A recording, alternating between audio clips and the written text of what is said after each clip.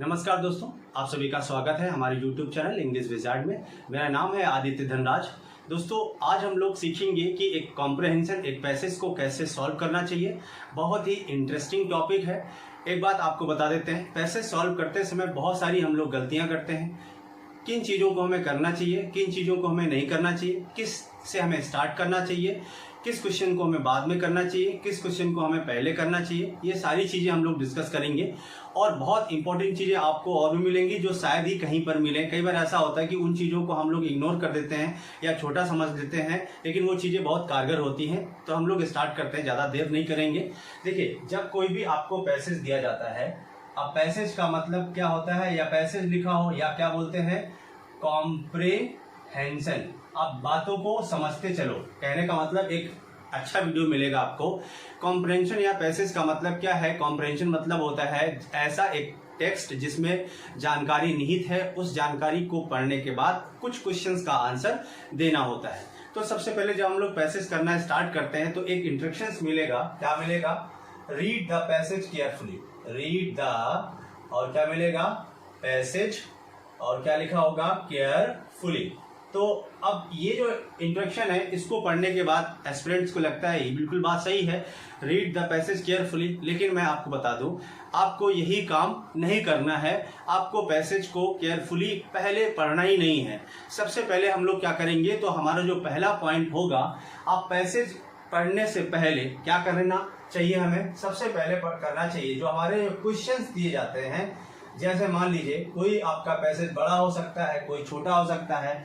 Generally 5 question तो आपको मिल ही जाते हैं। जैसे कि आप एसएससी के एग्जाम्स देते हैं, एयरफोर्स या एनडीए वगैरह के एग्जाम्स देते हैं, या कोई भी एग्जाम देते हो, इससे मतलब नहीं है। पैसेज होता है, 5 क्वेश्चंस का होता है, 10 क्वेश्चंस का भी होता है, या कैसे कभी कभार जैसे बैंकिंग होता है तो हमारा उसमें 15 भी क्वेश्चंस आते हैं। अब देखिए, तो सबसे पहले क्या है, आप रीड द पैसेज केयरफुली को इग्नोर करेंगे।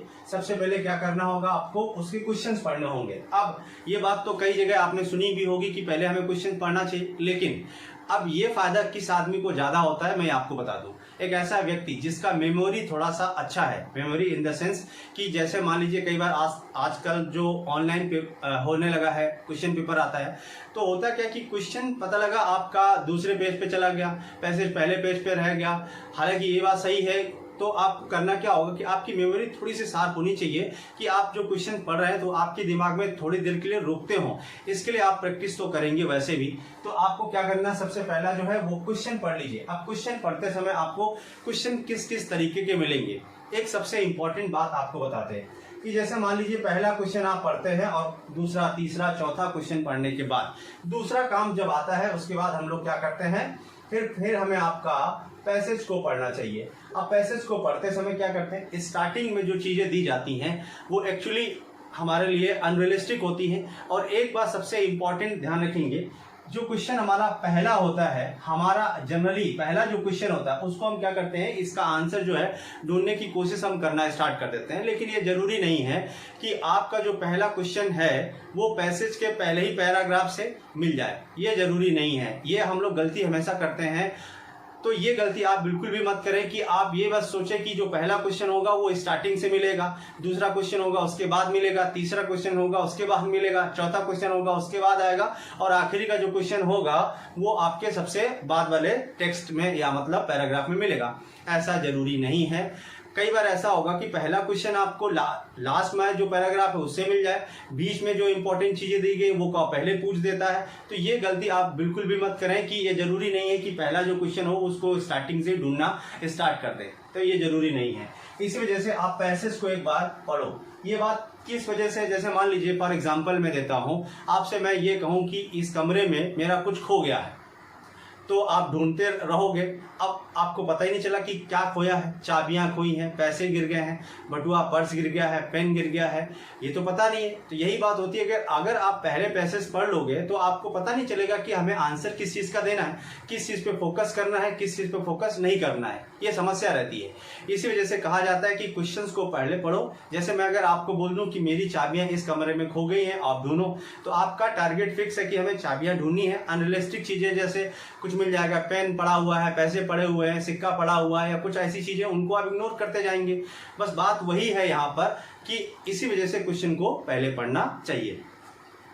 फिर क्या करना पड़ेगा, आपको पैसेज पढ़ना है। और पैसेज को पढ़ते समय कुछ चीज़ों का ध्यान रखना चाहिए, जैसे डेटा है, कोई ईयर है, उनको ध्यान रखो, और कोई साइकोलॉजिकल चीज है उसको ध्यान रखो, कोई ईडियम्स है उसको अंडरलाइन, हालांकि हम ऑनलाइन में नहीं कर सकते, ऑफलाइन में अगर पेपर है तो ईडियमेटिक एक्सप्रेशंस या ईडियम्स को थोड़ा सा गौर करके देखो। और सबसे इंपॉर्टेंट चीज मैं आपको बता दूं, जैसे जो क्वेश्चन आ जाए, हमने बता दिया पहला क्वेश्चन है, जरूरी कि पहले ही पैराग्राफ से मिले। टाइटल, एक टाइटल वाला जो क्वेश्चन मिलेगा, और क्या मिलेगा आपको, ट्रू वाला मिलेगा क्वेश्चन, और एक मिलेगा आपको क्या क्वेश्चन, फॉल्स वाला मिलेगा। इन 3 क्वेश्चंस को पहले कभी भी करने की जरूरत नहीं है, क्योंकि टाइटल जब भी पता चलेगा जब पूरा पैसेज आप पढ़ लोगे या अन्य क्वेश्चन कर लोगे, तब आपको उसका एक समरी पता चल जाएगा। तो ये पहले क्वेश्चन नहीं करना चाहिए। और टाइटल हमेशा कैसा होना चाहिए, पॉजिटिव होना चाहिए। उस पैसेज में चाहे जितनी भी निगेटिविटी भरी हो, चाहे आतंकवाद में पैसेज आ जाए, तो वैसा नहीं कि उसके टॉपिक का जो टाइटल है उसको हम आतंकवाद लिख दें। हाँ, उसके लिए एक पॉजिटिव सोच वाला है कि आतंकवाद को कैसे खत्म करें, या इसको किससे मतलब हटाया जा सकता है, या किससे रिमूव किया जा सकता है, प्रदूषण है, उसका एक अच्छा टाइटल होना चाहिए। टाइटल का मतलब होता है पॉजिटिव वे में, उसका सामाजिक उद्देश्य क्या है उसके हिसाब से ध्यान रखना। उद्देश्य मतलब एम, या हमारा क्या है टारगेट, या जिसको बोलते हैं ऑब्जेक्टिव क्या है। तो टाइटल हमेशा किस पे बनाया जाता है, कोई फिल्म बनाओ, कोई स्टोरी लिखो, कोई पैसेज, कोई टेक्स्ट, कुछ भी एप्लीकेशन, कोई एडवर्टाइजमेंट, सोशल एडवर्टाइजमेंट बनाया जाएगा, उसका हमेशा एक सोशल ऑब्जेक्टिव होता है। तो ऑब्जेक्टिव ही टाइटल हो सकता है, तो उसको समझना अच्छी बात है। फिर ट्रू और फॉल्स कैसे निकाल सकते हो, अगर मान लीजिए चार ऑप्शन दिए जाते हैं, उनमें से ट्रू क्या है और फॉल्स क्या है, जब तक नहीं कर सकते जब तक को आप पैसेज को अच्छी तरीके से नहीं करोगे। तो इन क्वेश्चंस को थोड़ा पहले आपको अवॉइड करना है। अब बारी आती है, जैसे कभी कभार आपको बताते हैं सबसे इंपॉर्टेंट डेटा वाला क्वेश्चन आता है, डेटा कभी कभार दिया जाता है। तो डेटा वाले क्वेश्चन में कई बार लोग, जैसे बैंकिंग एग्जाम है, वो बैंकिंग के एग्जाम्स में क्या करते हैं, जैसे डेटा आया, डेटा को 4 ऑप्शंस नहीं, उसमें 5 ऑप्शंस होते हैं, तो नन ऑफ दीज का भी ऑप्शन होता, आप में भी हो सकता है। तो डेटा वाले को कई बार देखिए, खासकर 2 डेटा, जैसे मान लीजिए आप किसी भी चीज को फ्रैक्शन में लिखते हैं, फ्रैक्शन आप समझते हैं, फ्रैक्शन जैसे दिया गया, आप भिन्न में लिखा हुआ, कुछ चीजें परसेंटेज में दी जाएंगी, तो परसेंटेज वाले चीज को ध्यान रखो। अब क्वेश्चन पूछते समय कभी कभार क्या करेगा, मान लीजिए पैसेज में कोई एक छोटा सा पैसेज, कोई भी मान लीजिए फॉर एग्जांपल ले लेते हैं कि एक पैसेज में ये लिखा था कि 3/4 ऑफ, जैसे ऑयल है, कंजम्पशन ले लो, या किसी भी फूड की बात करें, फूड ग्रेन्स की बात करें, कि उसने कहा कि 3/4 जो है वो फूड ग्रेन्स जो है किसी खास वर्ग के द्वारा जो है कंज्यूम किया जाता है। अब क्वेश्चन मान लो पूछा गया कि हाउ मच ग्रेन्स या food grains consume by the something या समवन, तो आप क्या करेंगे, पैसेज में जब आपने पढ़ा था उसमें लिखा था 3/4, अब ऑप्शंस में उसने जैसे दे दिया कि 1/2 दे दिया, या 3/4 दे दिया, या मान लीजिए इसके ऑप्शंस उसने 50%, 25%, 35%, 45% या 75% ऐसे परसेंटेज में ऑप्शन दे दिए, और एक ऑप्शन में नानाबजी दे दिया। तो हम ये नहीं कह रहे कि आपको ये चीजें आती नहीं होंगी, कई बार ऐसा होता है, कुछ नए एस्पिरेंट्स आते हैं जिनको आइडिया नहीं होता, या जल्दबाजी में गलती हो जाती है। जैसे नोबेल प्राइज का लास्ट टाइम एक पैसेज आया था, उसमें ये बोला गया था कि सभी का अमाउंट मिला के कितना होता है, उसमें साइंस का पूछा था। अब नोबेल प्राइज तो 6 डिवाइडेड किया जाता है, लेकिन साइंस वाले सिर्फ 3 ही कैटेगरी होती है ना, आपका फिजिक्स हो गया, मेडिसिन हो गया, या है ना, तो इसका ध्यान रखेंगे। तो आप 3/4 को देखेंगे तो 75% हो जाएगा।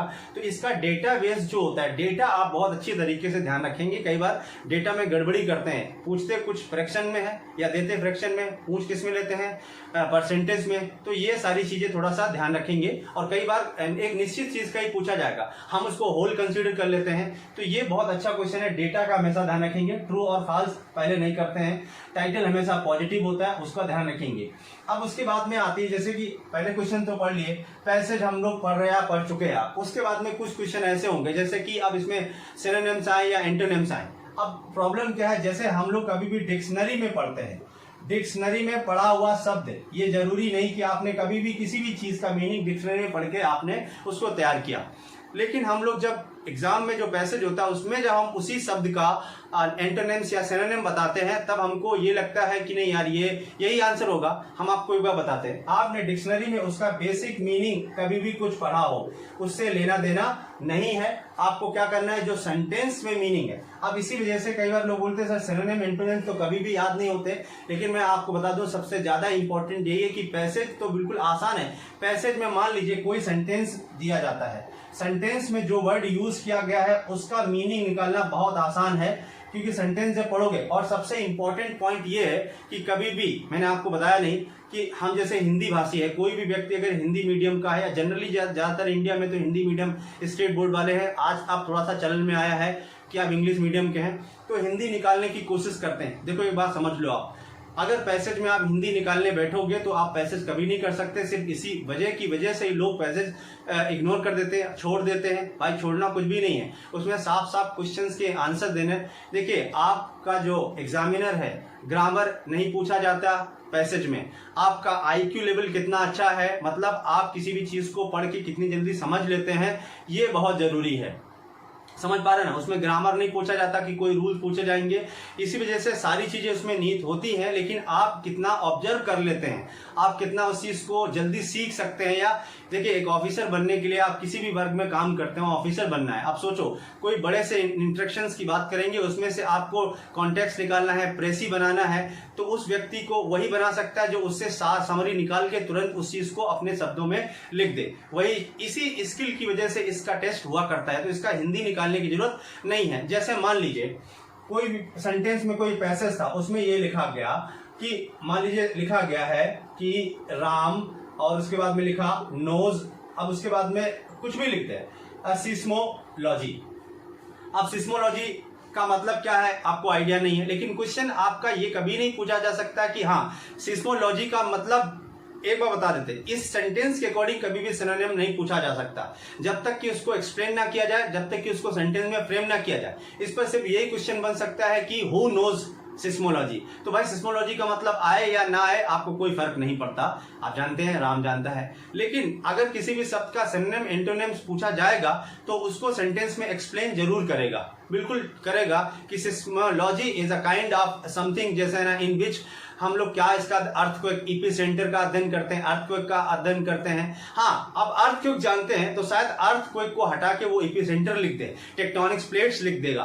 तो कहने का मतलब है जो कॉमन शब्द होता है वो शायद ना यूज करके कुछ स्पेशल शब्द यूज करते हैं, तो वोकैबुलरी में वेरिएशंस आ जाते हैं। इस वजह से आपका क्वेश्चन गड़बड़ा सकता है, और कोई बात नहीं हो सकती। और सिनोनिम्स और एंटोनिम्स तो वैसे भी सेंटेंस में यूज करके आएंगे। सबसे बड़ी समस्या एक और होती है सिनोनिम एंटोनिम्स की देने में। अच्छा मैं आपको बताऊं, आज इस वीडियो को आप अच्छी तरीके से समझें, मतलब ये जनरली एक सिस्टमेटिक वे, मतलब नहीं कि हम आपको लिख के कुछ बताएंगे, एक आप इस चीज को अच्छे से समझने की, मेरी बातों को समझने की कोशिश करें। अब सेंटेंस में मान लीजिए कोई सेंटेंस दिया गया है, उसमें जो पूछा जाने वाला वर्ड जो है वो अगर एडजेक्टिव के फॉर्म में है, किसके फॉर्म में है, एडजेक्टिव के फॉर्म में। अब जब 4 ऑप्शंस आएंगे, 3 या 4 ऑप्शन दिए जाएंगे, उनका आंसर आपको किसमें होना चाहिए, एडजेक्टिव में ही होना चाहिए, क्योंकि सेंटेंस में पूछा गया, डायरेक्ट नहीं पूछा गया।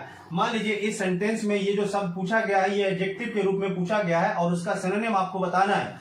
अब 4 ऑप्शंस में कोई भी 2 ऑप्शन मान लीजिए सही है, एक उसमें से एडजेक्टिव है और एक आपका नाउन है, तो प्रॉब्लम क्या हो सकती है कि आपको 2 मीनिंग एक जैसे मान लीजिए खुश होने के लिए आप हैप्पी यूज करते हैं, ग्लैड भी यूज करते हैं, लेकिन ग्लैड शब्द का यूज हम नाउन से पहले नहीं कर सकते एट्रिब्यूटिवली, और हैप्पी का यूज कर सकते हैं। समझ पा रहे हैं ना। तो अब इसमें आपका आंसर जैसे आया, हैप्पी और ग्लैड दोनों दिए गए, लेकिन खुशी का जो एडजेक्टिव के फॉर्म में पूछा गया तो आंसर हैप्पी होना चाहिए, ना कि ग्लैड, क्योंकि उसकी जगह पर हम यूज स्वीट नहीं कर सकते। प्रॉब्लम ये है, समझ पा रहे ना। कई बार ऐसा होगा कि एडवर्ब जो होते हैं, एडवर्ब आपको बताते हैं, एडवर्ब के फॉर्म जब पूछे जाते हैं सिनोनिम या एंटोनिम्स में, जैसे देखिए आप कभी भी देखते हो जनरली लिखा रहता है। अब जनरली जैसे शब्द दिया गया सामान्यता, लेकिन इसको हम क्या लिख सकते हैं, इन जनरल भी लिख सकते हैं, या इन पर्सन को पर्सनली लिखा जाता है, अकॉर्डिंग टू को अकॉर्डिंगली लिखा जाता है, या इन अकॉर्डेंस विथ लिखा जाता है। तो कई बार ऐसा होगा कि आपके शब्द में परिवर्तन कर दिया जाएगा, शब्दों के नेचर में, मतलब वो नाउन, एडजेक्टिव, वर्ब और एडवर्ब, मतलब उसके पार्ट ऑफ स्पीच आपको बहुत अच्छी तरीके से आने चाहिए, तब आप उस चीज को अच्छे से कर सकते हैं। ये इंपॉर्टेंट चीज है। अब उसके बाद में हमने बता दिया कि जो पहला जो सेंटेंस, मतलब पहला जो क्वेश्चन होगा, ये जरूरी नहीं है कि पहले ही टेक्स्ट से आए। अब एक चीज और है कि जैसे मान लीजिए ये कुछ महत्वपूर्ण पॉइंट्स मैंने आपको बता दिए, कुछ पॉइंट और भी हैं पहले से हमें आपको तैयार करने चाहिए। तैयार करने का मतलब है जैसे मान लीजिए हमने क्या कहा, सबसे पहले आपको क्वेश्चन पढ़ने हैं, फिर आप पैसेज पर आ जाते हैं। पैसेज में जैसे टाइटल वाला ट्रू एंड फॉल्स वाले क्वेश्चन इतनी जल्दबाजी नहीं करना चाहिए। डेटा बेस्ड जो पैसेज है, डेटा अगर आ जाता है तो उसको डेटा को अच्छी तरीके से करना चाहिए। सबसे बड़ी समस्या क्या है कि पहले से ही कई बार ऐसा होता है, आपको कितनी भी अच्छी अंग्रेजी आती हो लेकिन पैसेज को हड़बड़ी में करना है तो हम अच्छे से आंसर नहीं निकाल सकते, क्योंकि हमें ऐसा लगता है और हमारी आदत होती है हमेशा पैसेज को स्किप करने की। तो आपको स्किप नहीं करना, ये आदत आप सीधे सीधे, और ये जो टॉपिक की बात कर रहे हैं हम, ये एग्जाम्स के लिए तो है, लेकिन एग्जाम से पहले आपको क्या करना होगा कि एग्जाम से पहले आप इसकी प्रैक्टिस करेंगे तब आपको ज्यादा समझ में आएगा। जितना ज्यादा आप प्रैक्टिस करेंगे उतना ज्यादा समझ में आएगा। ये रूल्स लागू नहीं होगा किसके ऊपर कि अगर आप सोचते हैं कि इस वीडियो को देखने के बाद सीधे हम जाएंगे और एग्जाम्स में क्वेश्चन सारे के सारे कर देंगे। आपको 2, 4, 5 या 10 पैसेज पर इस चीज को अप्लाई करना पड़ेगा। उसके लिए मैं आपको बता देता हूँ, होता क्या कि 2 तरह के लोग होते हैं जो पैसेज अच्छे तरीके से कर लेते हैं। या तो आपकी अंग्रेजी बहुत अच्छी आनी चाहिए, अच्छी, अब वही तो समस्या है कि सर अच्छी अंग्रेजी नहीं फिर भी पैसेज कैसे सॉल्व करेंगे। तो उसके लिए मैं एक आपको हिंट और दे रहा हूं जो कि बहुत इंपॉर्टेंट है, थोड़ा समझने की कोशिश करें। देखिए ये एक अच्छा तरीका है। मेरा कई बार ऐसा होता था कि जैसे मुझे पैसेज नहीं आ रहे हैं तो मैं ये सोचता था कि शायद इस चीज की अंग्रेजी, और दुनिया में बहुत सारे मीनिंग है उनको आप इतनी जल्दी टैकल या उनको याद नहीं कर सकते। तो एक काम आप कर लो, ये जैसे हम लोग क्या करते हैं, हमारे जब भी कोई कंपटीशन होता है तो आप ध्यान देते हैं मैथमेटिक्स आता है, रीजनिंग आता है, इंग्लिश आता है और जीएस आता है। इस पोर्शन को जैसे एसएससी वगैरह में या कोई अन्य जब कॉम्पिटिटिव एग्जाम्स होता है उसमें दिक्कत है कि हम सोचते हैं यार जीएस का पोर्शन है, छोड़ भी देंगे तो मेंस में इंग्लिश और मैथ ही आता है तो कोई समस्या नहीं होगी।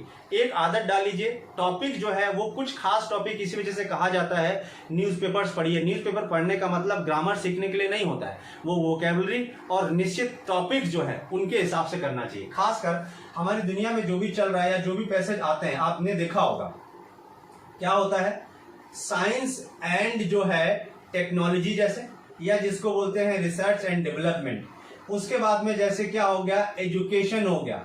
एजुकेशन के बाद में सोशियो इकोनॉमिक, सोशियो और आपका इकोनॉमिक, सोशियो इकोनॉमिक, या जैसे इकोनॉमी हो गया। अब जैसे आपका साइकोलॉजी जैसे हो गया। तो साइकोलॉजी जैसे जो होता है, अब इसमें आपको एग्जांपल से समझाते हैं।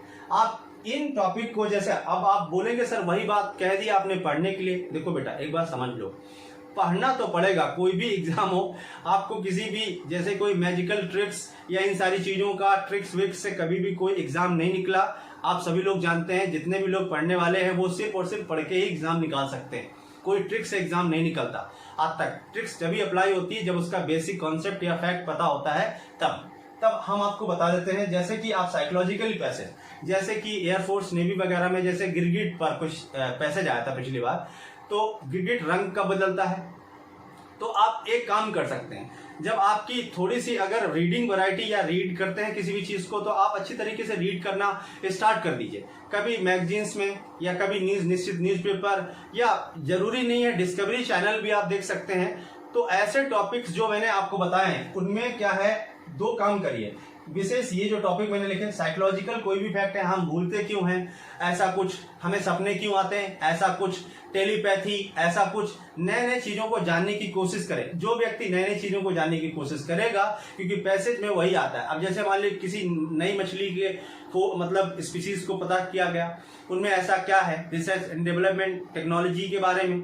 इकोनॉमी थोड़ा सा कठिन टॉपिक हो जाता है क्योंकि इकोनॉमी लोग कभी भी नहीं पढ़ना चाहते, ऐसा है। लेकिन आपको पेपर से नहीं तो कम से कम जो ऐसे आप कोई निश्चित चैनल देखते हैं, दुनिया भर में और बहुत सारे टीचर्स हैं उनसे पढ़ते हैं, तो इकोनॉमी के टर्म्स देख सकते हैं। सामाजिक आर्थिक विकास के लिए, और एजुकेशन में है तो एजुकेशन और रिसर्च एंड डेवलपमेंट। अब इन जैसे टॉपिक को पढ़ने के लिए दिक्कत क्या आती है, मैं आपको एक जानकारी देता हूं। जैसे न्यूज़पेपर पढ़ते हैं आप, टाइम्स ऑफ इंडिया या द हिंदू, तो कई बार लोगों को ऐसा लगता है कि सर टाइम्स ऑफ इंडिया पढ़ते हैं तो डिक्शनरी लेते हैं, और डिक्शनरी लेने के बाद 36 घंटे लगते हैं उनको पढ़ने में। तो हम आपको बता दे रहे हैं, टाइम्स ऑफ इंडिया या द हिंदू या इंडियन एक्सप्रेस, कोई भी अखबार आप जब पढ़ते हैं तो उसकी डिक्शनरी लेके आइए। मार्केट में या ऑनलाइन उनकी डिक्शनरीज अवेलेबल है, ये पहले भी होता था। ऐसा कम लोगों को पता है, मैं आपको बता रहा हूँ, इस चीज को थोड़ा सा ध्यान ध्यान रखें। होता क्या है कि जैसे टाइम्स ऑफ इंडिया अखबार पढ़ना चाहते हैं तो उसके लिए डिक्शनरी एक आती है, ऑनलाइन आप सर्च कर सकते हैं कि dictionary for the reading newspaper times of India, ऐसा कुछ, तो आपको सजेस्टिंग में आ जाएगा। या आप बुक स्टॉल से भी परचेज कर सकते हैं, आजकल ऑनलाइन का जमाना है, ये पहले भी था। तो जब मैं पेपर पढ़ता था तो जैसे निश्चित टॉपिक है, रेप पर कोई टॉपिक आया, इन्वायरमेंट पे कोई टॉपिक आया, सोशियो इकोनॉमिक आया, इकोनॉमी आया, तो उसमें निश्चित शब्द दिए जाते हैं। एडिटर उन्हीं शब्दों का ज्यादातर इस्तेमाल करता है, हालांकि एडिटर नए नए शब्द लाता रहता है, नहीं तो फिर उस न्यूज का या उस अखबार का कोई वजूद नहीं रहेगा। वो डिक्शनरी बदलती रहती है हर 3 महीने या 6 महीने या एक साल में, आप उनको निरंतर बदलते रहिए। थोड़ा बहुत तो आपको ऐसा कुछ करना पड़ेगा, अगर जॉब करना चाहते हैं तो कंपटीशन थोड़ा ज़्यादा है। तो मैंने एक जानकारी दी, जो भी आप टॉपिक पढ़ना चाहते हैं, जो भी आप अखबार पढ़ना चाहते हैं या न्यूज़ मैगजीन पढ़ना चाहते हैं, खासकर आजकल तो बिजनेस हो गया है, हर एक आदमी अपने निश्चित पर्टिकुलर टॉपिक की वोकेबलरी निकाल दे रहा है या डिक्शनरी निकाल दे रहा है। तो टाइम्स ऑफ इंडिया या कोई भी आप अखबार पढ़ते हैं तो उनके जो है डिक्शनरी अवेलेबल होते हैं। जनरली ये चीज जो है लोगों को नहीं पता होती है। तो 2 काम इसी से करेंगे, इन टॉपिक को निरंतर पढ़ते रहें। निरंतर मतलब कभी आपका मन करे पढ़ने का या मन नहीं, मतलब निश्चित 1 या 2 कोई भी पैराग्राफ आप जरूर पढ़ें, और उसमें जो वोकेबलरी निकलती है, नए नए शब्द हमारे एग्जाम में वही आते हैं, ये भी ध्यान रखेंगे।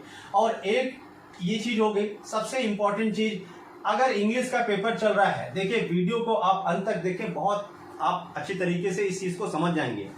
कई बार क्या होगा, आपको स्पेलिंग पूछे जाते हैं, क्या पूछे जाते हैं, स्पेलिंग, और अलग से एंटोनिम पूछे जाते हैं और अलग से सिनोनिम पूछे जाते हैं। तो एक ट्रिक्स बहुत इंपॉर्टेंट है, अगर किसी भी एग्जाम्स में पैसेज आया है तो उस पैसेज को केयरफुली पढ़ो, उस पैसेज को इतना ध्यान रखो, इतना मतलब ध्यान रखो, हालांकि वो जरूरी नहीं, ऑफलाइन में तो बहुत अच्छा रहता था, लेकिन ऑनलाइन में शायद वो सेक्शन अब चला गया, तो अब शायद दोबारा नहीं खोल सकते, ऐसा एयरफोर्स वगैरह में एग्जाम्स में होता है, लेकिन शायद होता होगा, रिकॉल कर सकते हैं इन क्वेश्चन को। उसमें क्या होगा, पैसेज पढ़ते समय कभी कभार आपको स्पेलिंग जब अलग से पूछेगा, which is correctly spelled word या मिस स्पेल्ड वर्ड, तो उसी पैसेज में आए हुए जो शब्द होते हैं उन्हीं से पूछ लेगा। मैं आपको बता रहा हूँ, मेरा एक्सपीरियंस है, मैंने बहुत बार ऐसा किया। उसके बाद सिनोनिम्स और एंटोनिम्स अगर देखेंगे तो वो भी ज्यादातर ऐसा, अगर जैसे एसएससी का मेंस का पेपर होता है उसमें 6 पैसेज आते हैं, 6 पैसेज में जो अब पहले से जो वोकेबलरी पूछी गई है वहां पूछी गई अलग बात है, जो पहले से एंटोनिम्स या सिनोनिम्स या ईडियम्स या कोई स्पेलिंग पूछा गया है, मैं आपको गारंटी देता हूं वहां से आप जरूर 1 ना 2 या 4 या 5, जितने ज्यादा पैसेज होंगे उतने ही ज्यादा स्पेलिंग, क्योंकि वहां पर एग्जामिनर आपका प्रेजेंस ऑफ माइंड देखता है, ना कि रटा हुआ कुछ देखता है, इसका हमेशा ध्यान रखें। तो ऐसे ऑब्जर्वेशन में जरूर करना चाहिए, मैंने कई बार ऐसा किया है। पूरे पेपर को पढ़ते समय फिल इन द ब्लैंक्स वाले क्वेश्चंस या ईयर्स वाले क्वेश्चंस या वाले दूसरे क्वेश्चंस में मैं देखता रहता हूं, पढ़ता रहता था, तो उसमें ये पता चलता था कि हाँ यार ये वाला वर्ड पहले था, अब ये वाला फिर से आया, तो इसका सिनोनिम पूछा गया, तो वहां पर जाके ये देख लेता था कि इस शब्द का मतलब इस सेंटेंस में पता चल रहा है, तो उसी के हिसाब से उसका आंसर कर देता था। तो कई बार प्रेजेंस ऑफ माइंड भी हमारे लिए काम करता है। तो ये कुछ बेसिक सी जानकारी मेरे पास थी जो मैंने आपको बता दी। आई होप ये आपको अच्छा लगा होगा और इससे फायदा जरूर होगा। पूरा जो वीडियो है आपने देखा, इसके लिए बहुत बहुत धन्यवाद। और अगर कोई भी चीज इसके ऊपर हम एक परफेक्ट स्ट्रेटेजी, अब रूल्स के अकॉर्डिंग कुछ अच्छी सी चीज परफेक्ट स्ट्रेटेजी बनाएंगे, उसके बाद दोबारा फिर इसका हम दोबारा पार्ट आपको हम देंगे और मिलते हैं नेक्स्ट सेक्शन में। तब तक के लिए जय हिंद। कमेंट जरूर करिए, सब्सक्राइब भी करिए, लाइक भी करिए, लोगों को शेयर भी करिए। Thank you so much.